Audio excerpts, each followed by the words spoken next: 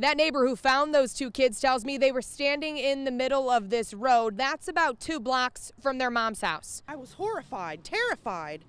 I just didn't even know what to say. Miranda Friend says she walked out of her Greensburg home last Wednesday. There was absolutely no parents around. To find 2 toddlers standing in the street. So I grabbed them out of the road and moved them over here to the park. And I tried to talk to them to find out what their names were and where their parents were. And they couldn't really respond to me. Friend tells me the brother and sister, who were only 2 years old, were in bad shape, so she called 911. Their clothes were dirty. Both diapers were soiled really well. They didn't have any shoes or socks on.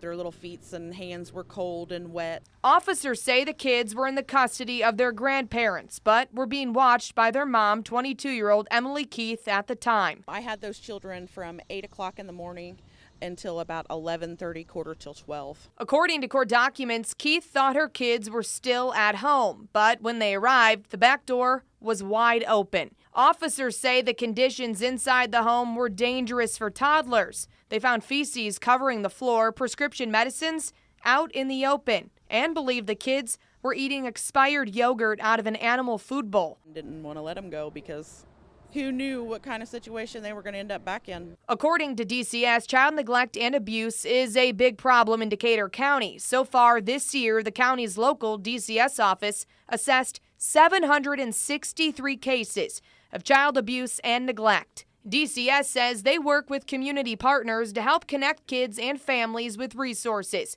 Groups we spoke with today recommend dialing 211 to find those options. Tonight, Keith has been released from the Decatur County Jail, but according to court documents, the grandparents who had custody of those kids could face charges as well. Reporting tonight in Greensburg, I'm Alexis McAdams. Back to you.